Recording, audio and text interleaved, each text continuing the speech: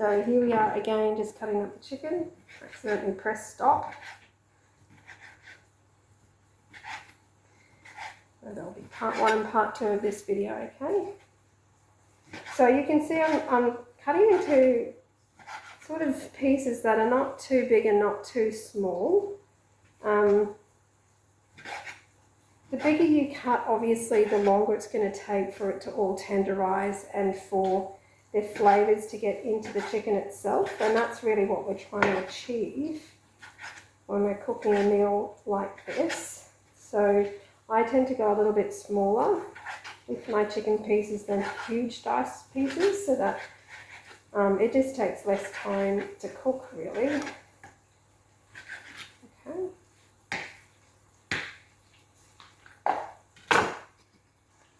Okay, I'm just on my last piece of chicken. Now notice that I've just used the chicken container that I bought it in to put the diced pieces in and then take it across to the saucepan. Wherever I can, I try to limit the amount of washing up I have to do and cleaning afterwards. So don't get out a bowl just to put cut up chicken into. You don't have to coat your chicken with anything for this.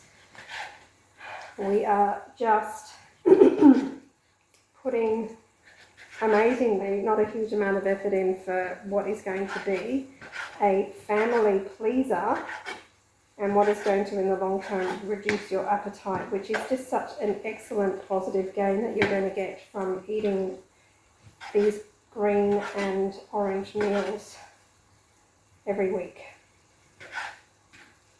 Okay, now my onion and the flavourings are all, the curry paste, etc., all just going. I can hear them bubbling away, but I haven't had to even go and stir or check on them because I know that because of that water, they're actually not going to be burning. And that's my chicken cut. So it's really good. We won't reuse this tray. Huge thing, you can cut your veggies and then cut your meat on the same tray, but you cannot cut meat and then veggies. That is like a massive no-no, even if you're boiling your veggies afterwards, because it will contaminate your vegetables. So before I do anything else, I'm going to wash my hands. We'll get some hot water going and we are going to wipe this veg down.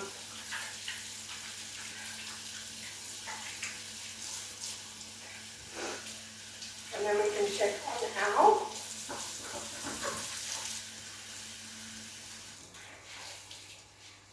check on what's going on in our saucepans. Now, I have to be honest with you, I actually don't particularly enjoy cooking, but what I do get from cooking is knowing that I'm giving my family and myself love, and that truly is my motivation to cook healthy food. If I didn't need to give myself nutrition, I would not cook. I would just get takeout every night of the week. Also cost-wise, can't afford that. But definitely, this is a big hug to you and to your family, and this is giving love, love, love. Okay, so let's go and see how this paste is going over here. It's looking great. There is no burning at all. And if we press on the onion, it's just breaking very easily. I can sort of squash it and it's actually breaking really easily, and that's what you want. You can turn it down. I'd still like this to cook a little bit longer. So I'll turn it down to just low and let it just keep going. You can also add a little bit more water because at this point in time, we are just going to peel our sweet potatoes and cut them up and cut up our celery. That is wilting on top and we're cooking our broccoli on the bottom, which is awesome. Okay, so back to our stand. This is where I am looking for my peeler. Okay, so our chicken's cooked, cut up, sorry. Now we are just going to peel our sweet potato. Beautiful, beautiful things. Oh. Okay, so I've peeled the sweet potato. I've got a fresh board and a fresh knife to keep everything nice and clean. And this is my chicken box of scraps. And we're just going to cut this up again. This will start as, you know, formed within your butter chicken, but it just basically creates a paste. So you end up with this incredibly rich, creamy sauce. The other thing I guess I'm trying to say is you don't have to cut it up too small. Now you can put one or two. I'm cooking 4 chicken breasts, so I'm going to need a fair amount of flavour to go with it. So I am doing 2, or a fair amount, I guess, of vegetables to go with it. So I'm just cooking them up, cutting them up around about that size. Okay. Doesn't have to be consistent. You won't even, like my kids, the first time I cooked this, my kids didn't even know that there was sweet potato in it. They just thought that I put all of this rich, you know, cream and everything in it. And it was like, kids, do you know what's actually made the creaminess and the colour? And when I told them it was sweet potato, they were so surprised. And the fact that my fussy 7-year-old loves this and has it for lunch the next day in a thermo cup, she's, I guess, my, the radar of, is this a family-friendly meal? And if she eats it, then anyone is going to enjoy it. Okay, so I'm just probably going to have a check if this is going extremely well. What we really want is now the water to evaporate so that when we put our chicken in, it will sort of sear and tenderize a little bit.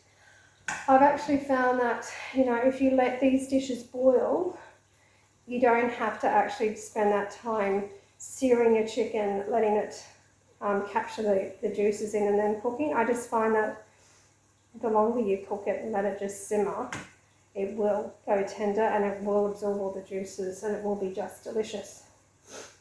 Okay, so we'll cut up the second one in a bit, but in the meantime, I'm just going to again do the same thing with our celery. I'm not going to use too much celery, probably just 5 stalks.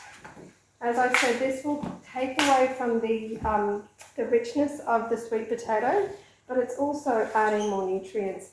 And I try to go with flavours that work well together, and I also try to do things that will disguise a flavour that people don't like as much, and you just simply won't taste the celery in this dish. So I'm just going to slice up the celery, and then we'll come back once we're putting the chicken in our saucepan. So I'm cutting up my celery just into slices. Okay. Nothing fancy again. We don't need fancy, we just need doable. And that's, you know, their life is just so busy that if something is too time consuming and you can't actually say it gains you in any way, there is just going to be no motivation to continue it. So it's really important that you can actually get some sort of benefit out of what you're doing. Now, cooking for your family, I think if you look back and go, what did I do this week? And you can say I gave my family 2 very nutritious meals and my body 2 very nutritious meals, you will just have such a sense of reward. Okay, I've just added the chicken in to our onion and curry mix. I don't want it to burn again, so once again we're going to add water and put it in a little bit of a water bath. I'm going to have to get a little bit more water while we're just cutting up the rest of our veggies. We want this to start cooking quite well and to start capturing those flavours, and you can see it's already starting to cook there. Just this is where we're going to actually put the lid back on, because we really do want it to just start the cooking process and getting those flavours into it before we add our vegetables. So a little bit of more water, and then put the lid on and let this start to tenderise and cook. We've got our green meal here bubbling away. The easiest meal you'll cook all week will be your chicken pesto pasta. Okay, so as I said, this is when we're going to actually put our lid back on, and we're just going to let that start to cook. Don't put it on fully. I do want a little bit of evaporation, so that will enable a bit of evaporation to happen. Okay, so I want you to come over here and see what I've got on the stove. I've got my cooked spinach and broccoli. It's lovely and soft. And this is our chicken cooking. I haven't added anything, haven't added the coconut milk yet. I haven't added the vegetables yet. This is just my chicken starting to tenderize and cook. Now, what we're going to do is finish off our grill, and that's where we just add a jar of our pesto mix. Okay, the whole thing.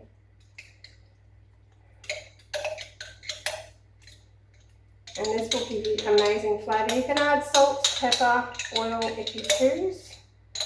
You can add some parmesan. I tend to just grate parmesan on top.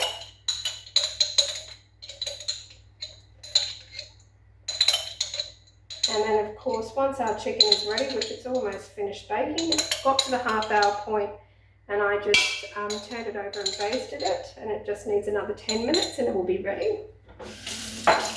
And then with this mix, we're just going to use a blender and just blend it, and then we're essentially done. Okay, so there we have it. That is our pesto mix, and we'll just add our chicken later. Any leftovers can go in the freezer. And if you've only got 4 to feed like I do on a weeknight because my hubby's away, this will actually probably make enough for well and truly 2 nights. My kids take it to school the next day in a thermocup, and I usually, then I'm effectively giving them this green meal twice a week, which I have just seen so much difference in their energy levels, less tantruming because my youngest is just not as tired and they're getting their nutrients. It's awesome. Okay, so moving across to this one, we'll just give it a stir. It's well and truly time. You can see how well that chicken is cooking now. And it's time to add our coconut milk and our veggies. Top it up so it can now just simmer, and we can then just leave it with occasional stirring for probably 1 to 2 hours. Okay. Okay, so I've added all the vegetables. They're just cut up and put in. And now it's time to add our coconut milk. Now, another good thing about celery is because it's so water dense, it's another way that you're not going to burn your dish, because it will actually add liquid to your dish as you go. I'll start, as I said, with 3, though usually, like, if I was doing half of this, I'd put 2. You can see that we're making a lot here. It's almost full. So in goes our last one. Give it a little bit of a stir to get the milk off the bottom, and I'm just going to mix that one up as well. Make sure we get all that creaminess out at the bottom of our tin. Doing a little bit of a game here.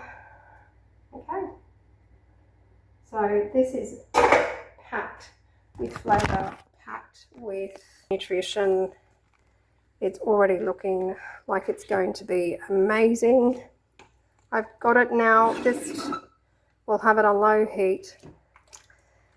It doesn't look like there's a lot of colour to it at the moment, but once all of these vegetables have completely just sort of softened and become almost a mush, I guess, like mashed sweet potato, will have a beautiful, rich, creamy orange, flavoursome, healthy butter chicken.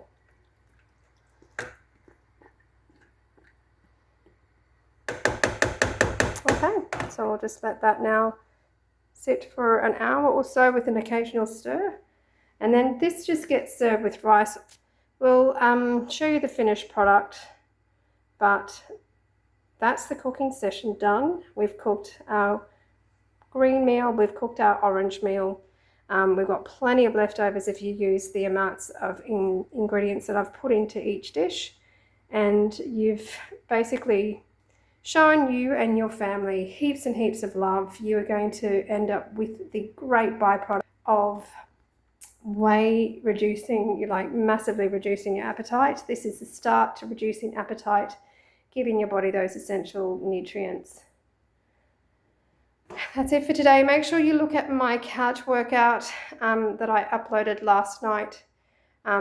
If that's the only exercise that you get to in the day, and the 5-minute morning workout as you get out of bed for the back, that's plenty.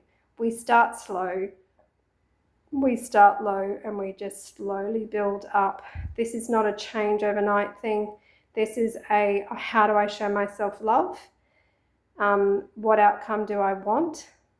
And what can I add? One extra thing that I can add to each week. If this week all you add is one nutrient dense meal and one workout, that is enough. You will grow because you will start feeling so much better, and you will just want to add and add and add. Also have a look at my green cleanser smoothie. I have that 3 days a week as a minimum. It's made huge differences to my energy levels. And make sure that you also get that lemon, ginger, honey tea, because it's going to help with all your joint pain that you may have. If you've got early onset of osteoarthritis or some inflammatory joint pain, it is going to make a massive difference for that. Okay, that's it for today. I'll upload a video of the finished product of the butter chicken so you can see it. But otherwise, happy cooking and enjoy your eating. See ya.